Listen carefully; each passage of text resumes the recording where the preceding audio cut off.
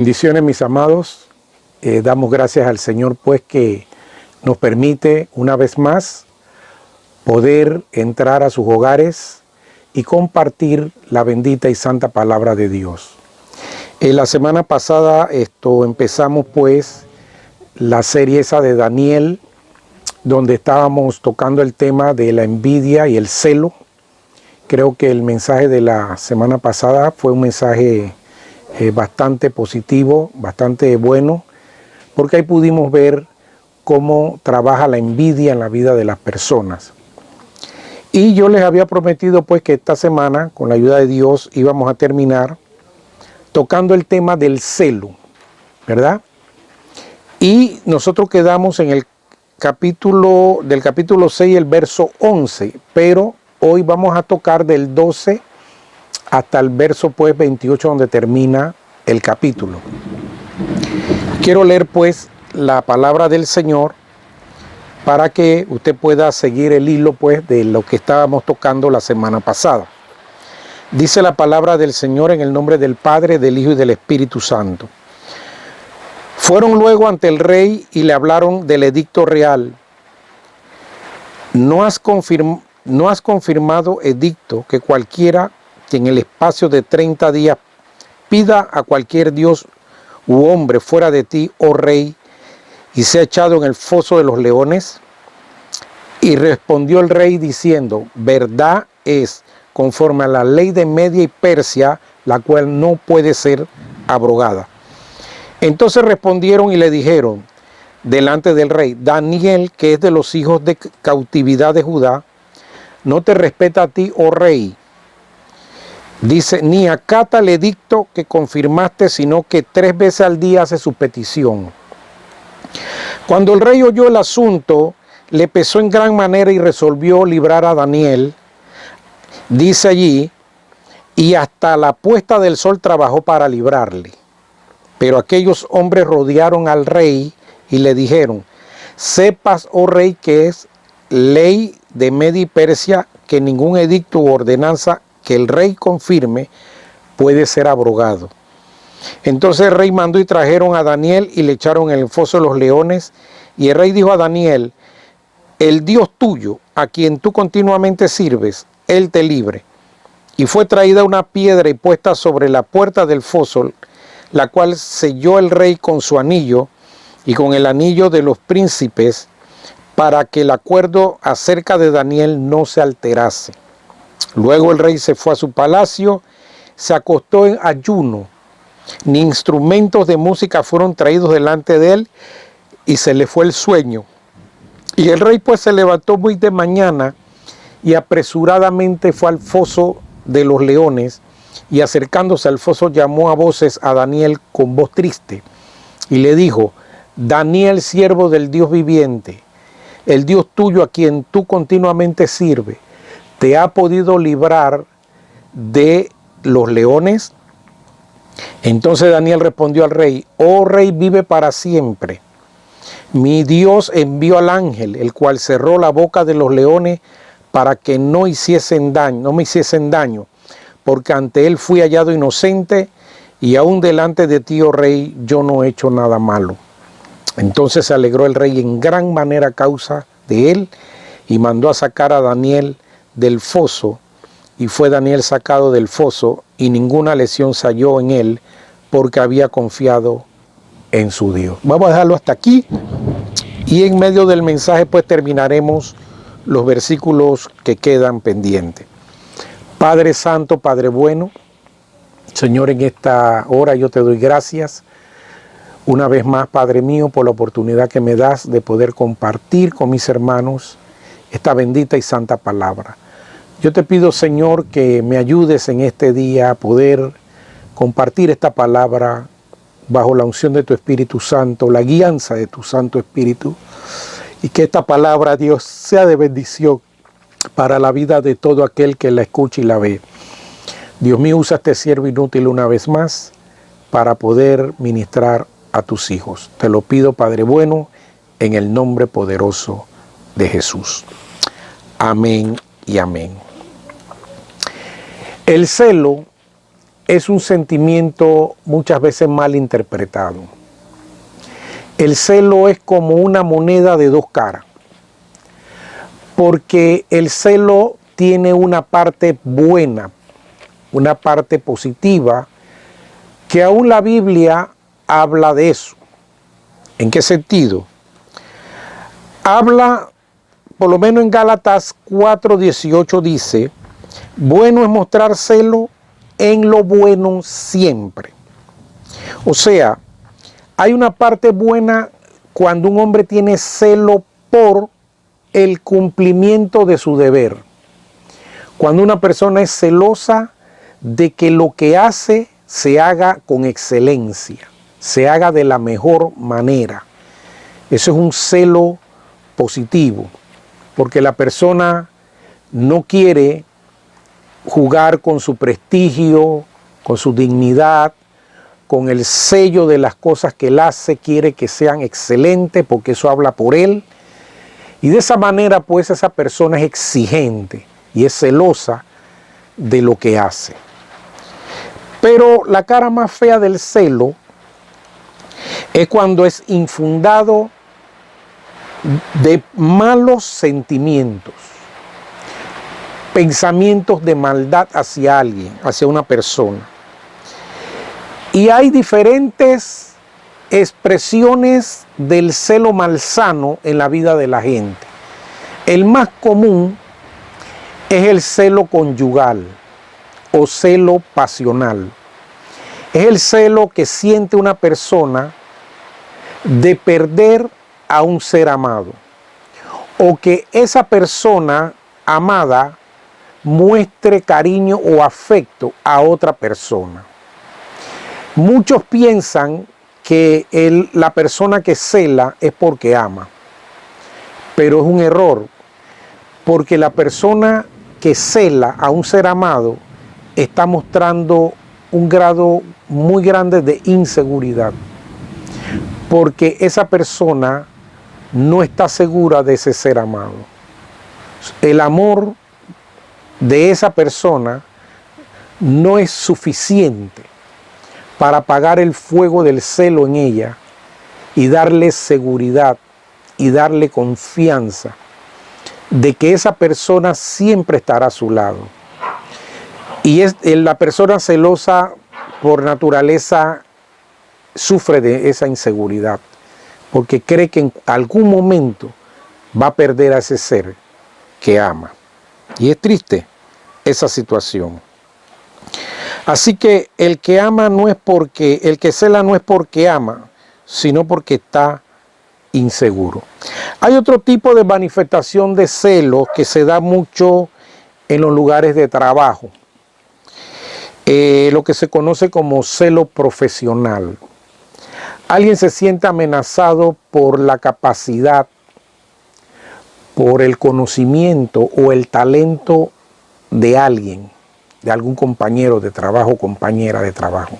Esa persona se siente amenazada de que al tener aquella persona tal destreza, el jefe, al ver eso, pueda promoverlo a un puesto superior, o quizás tal vez esa persona pueda ocupar el puesto de la persona que tiene ese celo.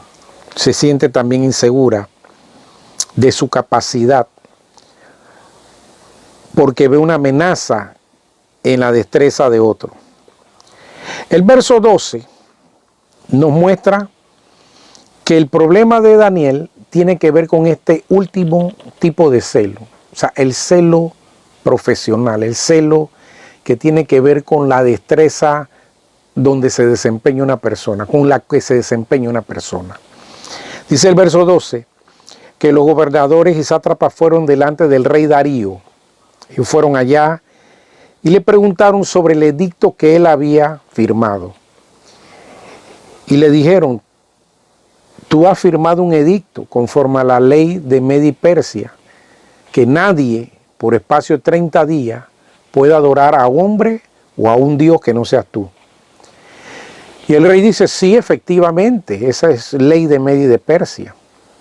Entonces ellos le dijeron, el verso 13, Daniel, que es de los hijos de los cautivos de Judá, no te respeta a ti, oh rey, ni a tu decreto, ni a tu edicto, porque él ora 3 veces al día, hace sus peticiones a su Dios, sabiendo él que hay un edicto que él no debe hacer eso.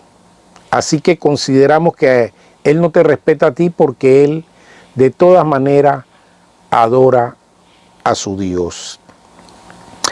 Aquí podemos ver cómo se manifiesta el celo en la vida de estos hombres. Porque cuando ellos van delante del rey y se refieren a Daniel, ellos sabían quién era Daniel. Daniel era un gobernador, hermano. Era una persona sumamente importante dentro del engranaje del imperio. Pero ¿qué dicen ellos? Daniel, el hijo de cautividad. Daniel, el que vino esclavo aquí de los cautivos de Judá. Él no te respeta. Imagínense ustedes, hermano. Obviaron totalmente el rango y la posición de Daniel. Y de esa manera ellos, de una manera discriminatoria, se refieren a Daniel ante el rey. Hablar que es hijo de los cautivos es menoscabar el pasado de Daniel. Y otra cosa, dice descendiente de Judá, o sea, descendiente de los judíos. Esto era un poco xenofóbico al señalar que él era extranjero, o sea que él no es de aquí. Él tiene costumbres extrañas, él adora a un Dios extraño, por eso es que él no te respeta. O sea, trataron de denigrar totalmente la imagen, la posición y el culto al que Daniel era fiel. O sea, una cosa tremenda como estos señores se expresaron de Daniel ante el rey.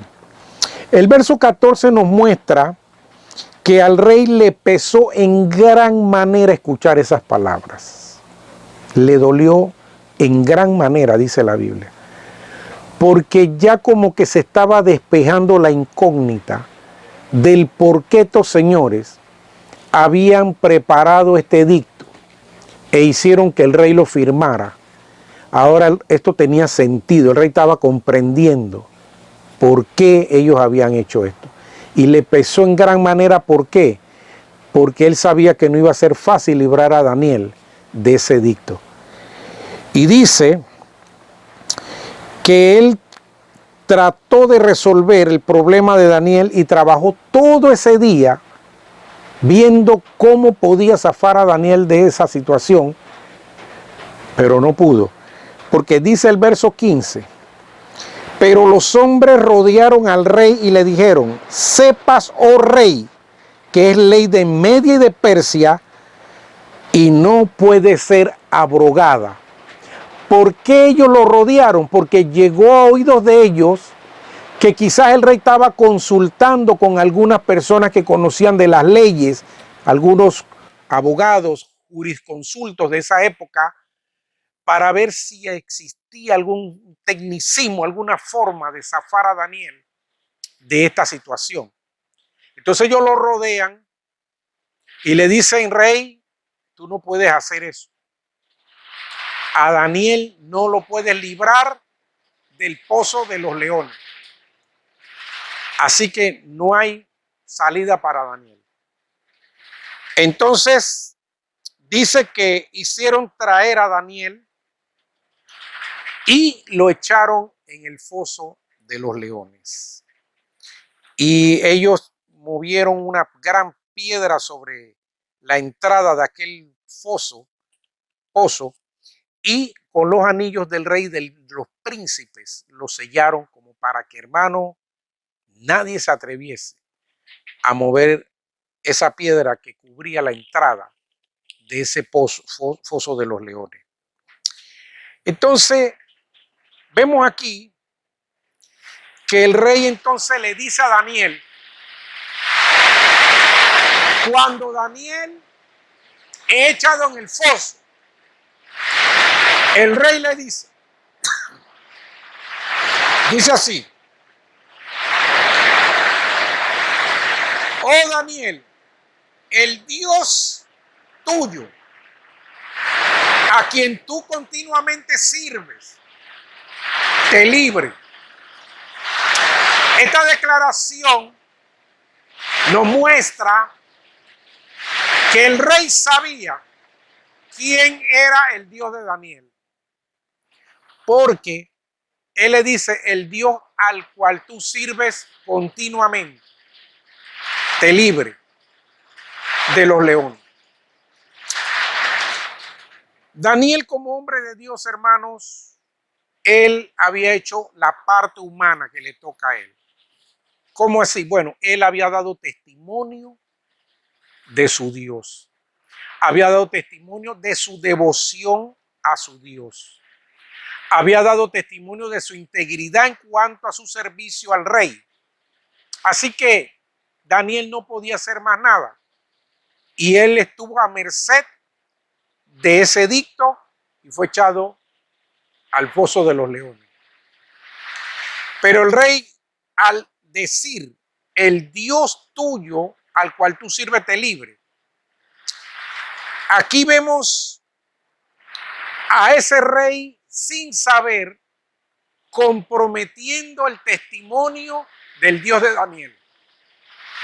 Si realmente esa fe de Daniel era genuina y ese Dios era verdadero, ahora le tocaba a ese Dios actuar en favor de su siervo, porque ya Daniel no podía hacer otra cosa. Y él le dijo, el rey le dice a Daniel: si tú amas y sirves a tu Dios, bueno, que él vele por ti y te libre de la boca de los leones.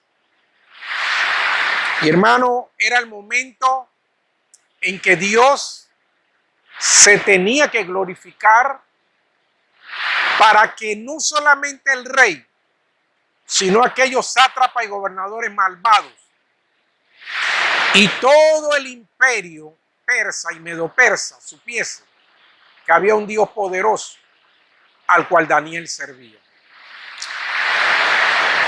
Vemos ahí que el rey se fue triste después de declarar esa palabra que él le dijo a Daniel, que tu Dios te libre. Llegó a su casa el rey, dice que no quiso comer, no permitió que tocasen música. Es como cuando una persona está de luto o está de duelo, y se acostó. Y dice la Biblia que él no durmió toda la noche. Hermano, que un emperador en aquella época hiciese eso no es común. Y menos por un sirviente.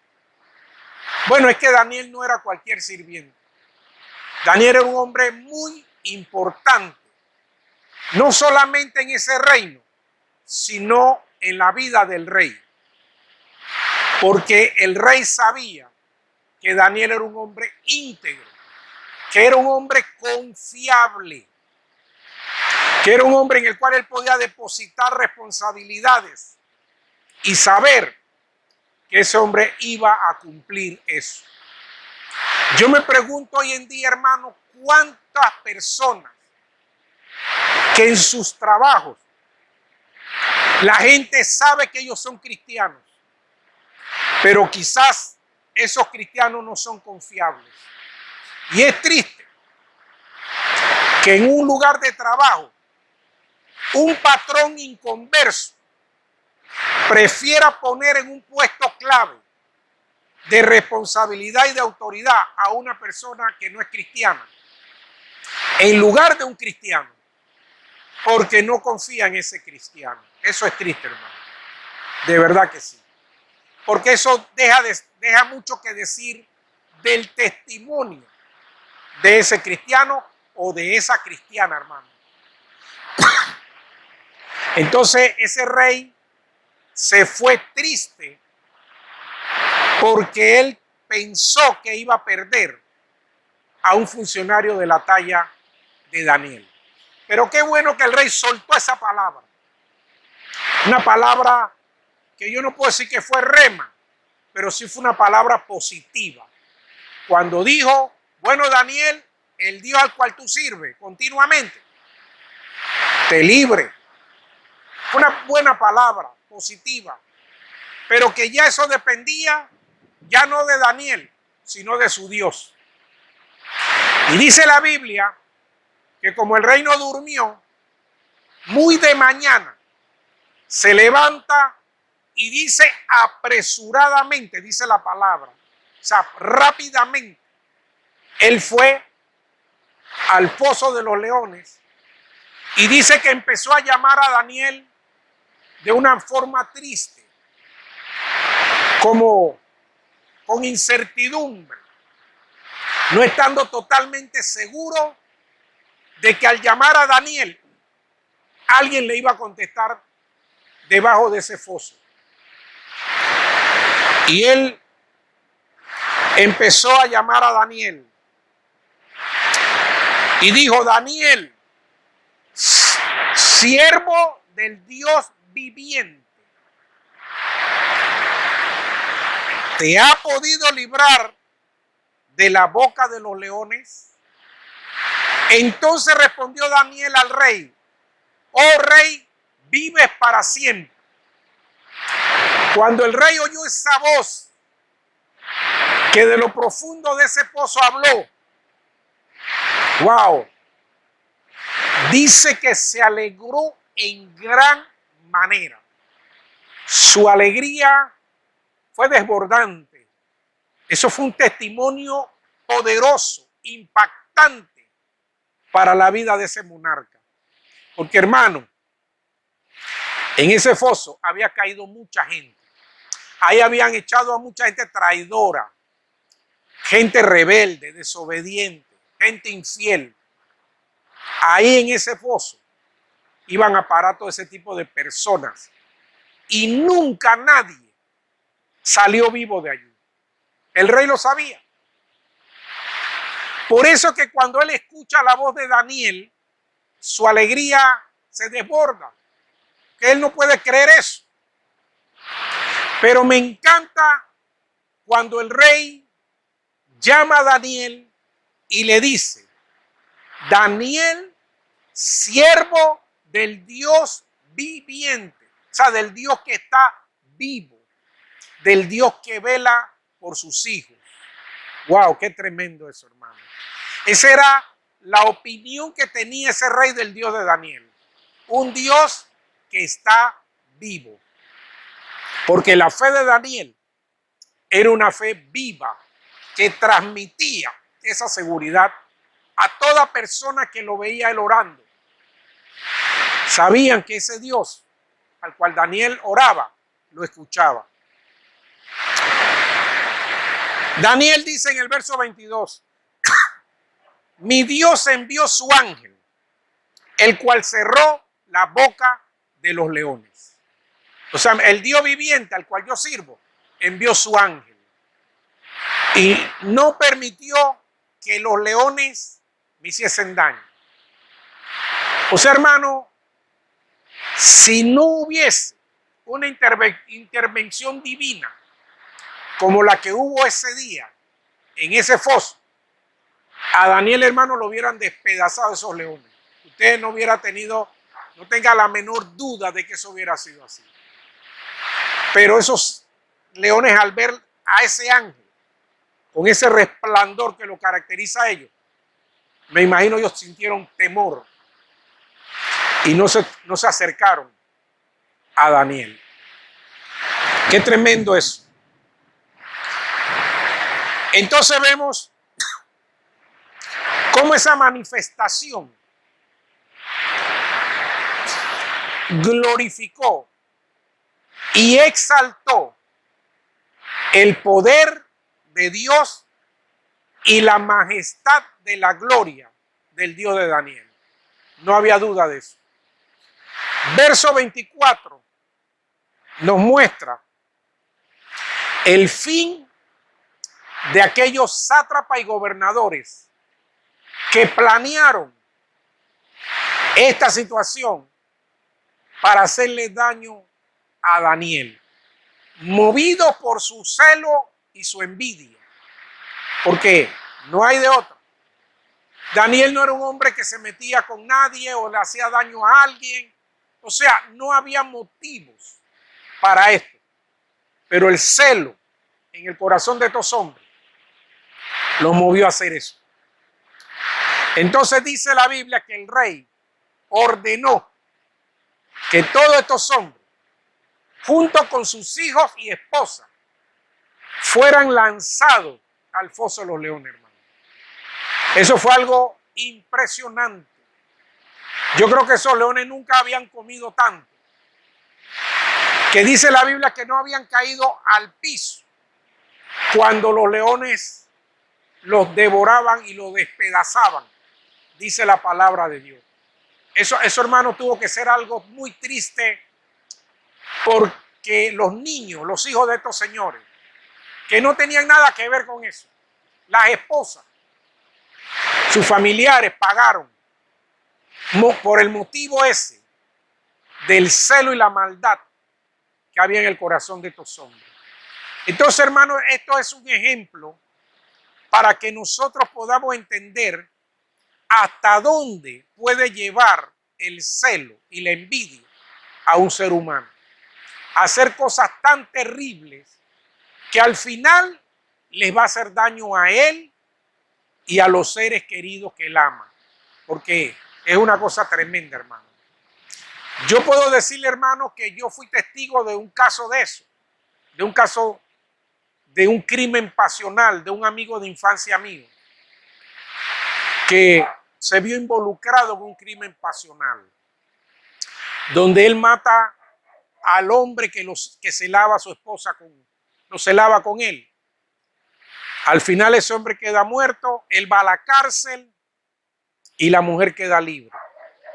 La mujer que era objeto de celo quedó libre, pero el hombre, el esposo, quedó muerto y mi amigo tuvo que pagar años de prisión. Porque, hermano, el celo es una cosa terrible.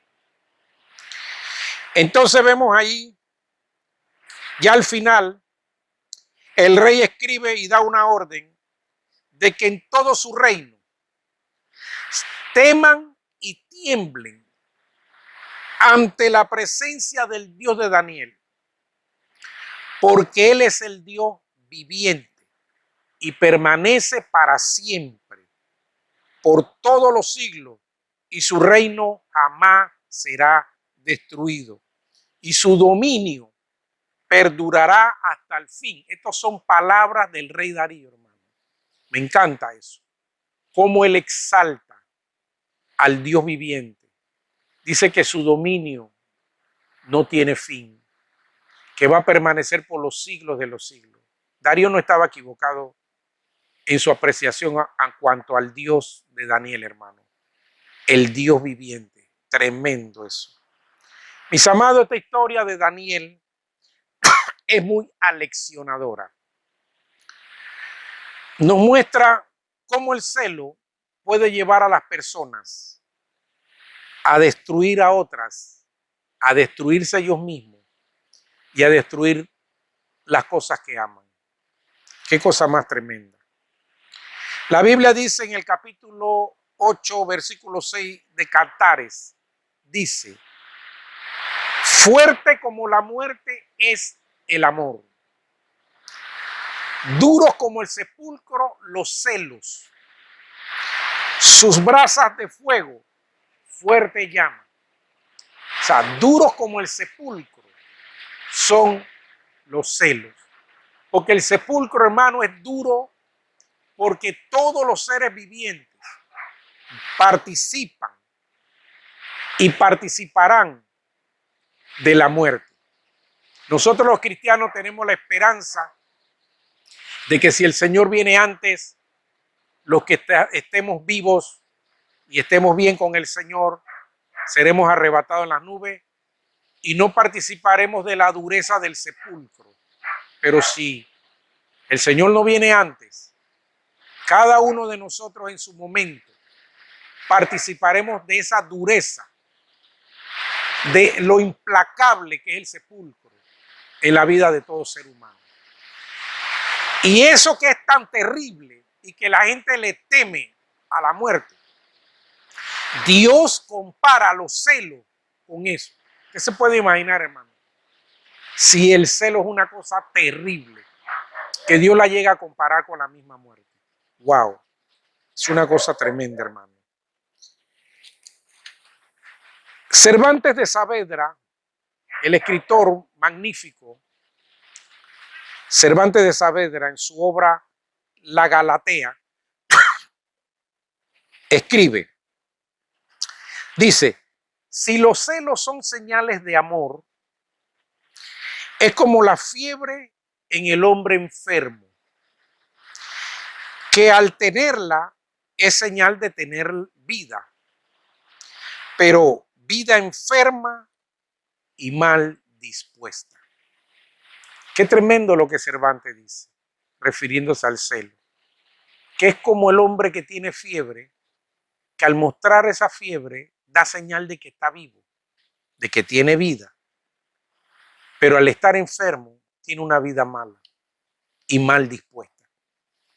En pocas palabras, Cervantes dice que el hombre o la mujer que tiene celo es un ser que está enfermo, que necesita ayuda. Y es así. Entonces, hermanos, yo te diré, mi querido amigo y hermano, que el Señor Jesucristo, Él tiene la respuesta para el celo. Él tiene la respuesta para la envidia. Solamente tú tienes que reconocerlo. Yo recuerdo hace años que un miembro de la iglesia me confesó en una reunión de consejería, porque yo nunca había podido oír de la boca de una persona alguien que tuviera una envidia hacia otra persona y que lo confesara, porque casi la gente nunca confiesa eso. Y él me dijo a mí que él sufría mucho de envidia cuando él no era cristiano, que él tenía ese problema. Yo le dije, ¿cómo así? Él me dice, mire, pastor, yo recuerdo que una noche, una tarde, llegó el vecino con un carro y lo estacionó. Esos vecinos eran más pobres que nosotros, que mi esposa y yo.